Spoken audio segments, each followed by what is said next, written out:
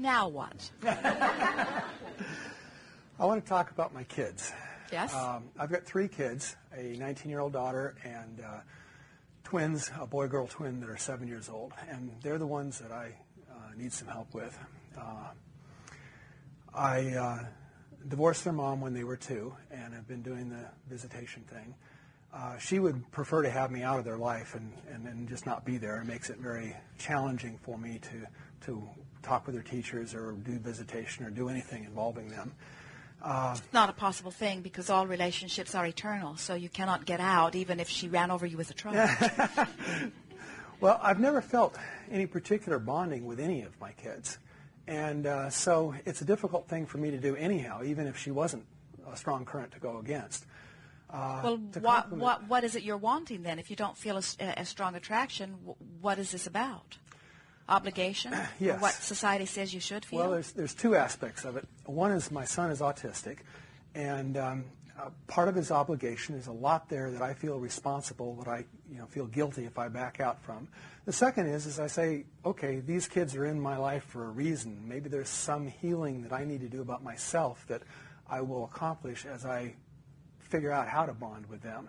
But frankly, apart from those 2 ideas, the thought that feels better is to just not be much of a presence in their life. Here's the reason that we ask the question. Mm-hmm. When you have a natural desire, when the impulse is there to do something and you do it, then energy's all in alignment, everything unfolds lovely, and everyone who's involved in it knows the perfection of the moment. But when your logic says, I should do something, I'm obligated, but in truth I do not want to, now there's contradiction in your energy. And then you use your willpower to make yourself do it, and all you do is invite everybody else in on the battle that's going on inside of you. And it is not a pleasant experience for anyone.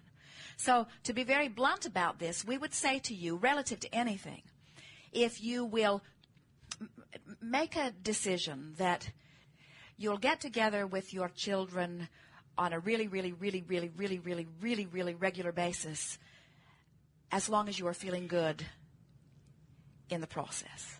In other words, I really wouldn't see them much at all. It's mostly out of either obligation or the sense that there's a gift in here for me if I persist. There's no gift under those conditions. Because when you take action, when your energy is scattered, what happens is there's an amplification on whatever the energy is, so it gets bigger. So it is conceivable that there could ultimately be a stronger rocket of desire. But what's actually happening in that moment is only an exaggeration or an exacerbation of contradicted energy.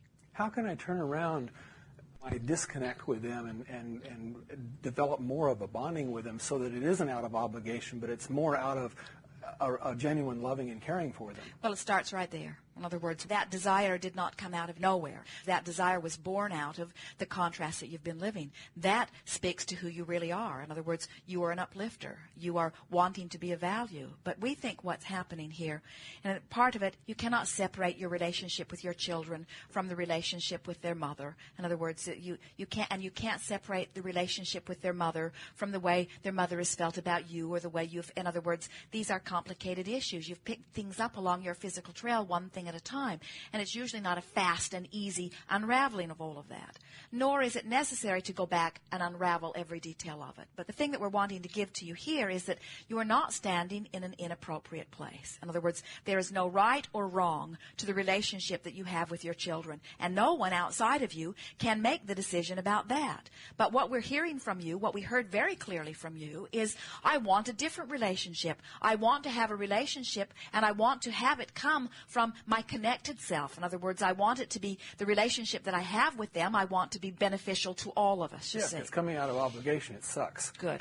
It is of no value. So as that desire is born within you, now what you're wanting to do is find some pieces of visualization that match that. So just reach for some vision, some little piece of something. You might be able to tie on the tail of something that you've already lived, or you might have to make it up altogether.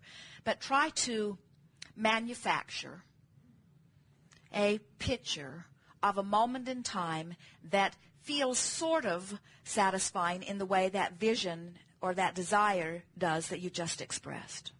In other words, don't try to make the whole relationship perfect. Just pick a moment in time and try to find that feeling within it.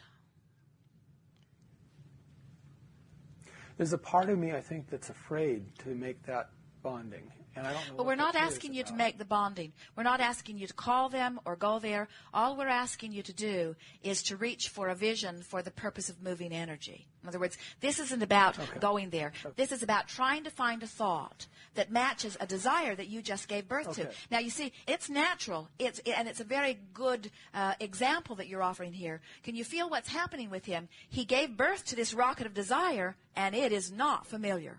In other words, this is so much more familiar. So much more familiar that you actually say, I'm actually afraid to go there. In other words, this is really uncharted territory for me. This is much more familiar. It's easier for me to feel obligation. It's easier for me to feel frustration. It's easier for me to feel worry or concern or have no thought at all about it. But to find a thought that matches the desire I have just expressed, that's going to take a little work. Okay, I've had a few. And last week I was with them for a couple of days visitation, and I took them to a little street fair carnival thing, and we did the rides, the merry-go-round and the bumper cars. And on the Ferris wheel, at first Michael was afraid of it and didn't want to go, but as the day wore on, he got more and more intrigued with it, and finally he wanted to go on it, and he was thrilled. And as we went over the top, he looked down at his sister Jackie and waved to her, and he was very excited. It was a very thrilling moment for me. Yes, for you. He was thrilled and you were thrilled too. That's a perfect touchstone. Now stay there and milk it a little more. In other words, reach for a little more within it. Derive more pleasure from that moment. In other words, even if those moments are brief, play that moment over and over and over in your mind. Use it as a touchstone. Use it as a way to cause your energy to vibrate, because that feeling then and the way you expressed it now and the way you felt now as you expressed it are a perfect vibrational match to the desire that you have just given to us verbally. And so milk it or reach for another thought like it. No right or wrong here. In other words, it doesn't matter. Just ramble. Well, you see, we want to give you something that we think will help you. We can feel the alignment of you relative to that moment in time. And it is a powerful, conscious acknowledgement of your desire and the well-being of these children. And we think the fear that you hold is that as you look into their life experience, or even into your own, you can't find all that many matches to that good feeling. That's true. And as every fiber of your being, from that non-physical you, even to the you that consciously has been evolving here in this physical body, there is nothing that you want more than for the well-being of these children. But you feel out of control about making it happen. And so there's a part of you that does not even want to play the game. Just give up, yeah. Because even the relationship with your mate feels out of control, you see. And that's why so often when we're visiting with someone who has concern about someone else that they love, we always say, we're not giving you this so that you can fix anything out there. All we're wanting to help you do is to achieve alignment between you, and everything else takes care of itself, you see.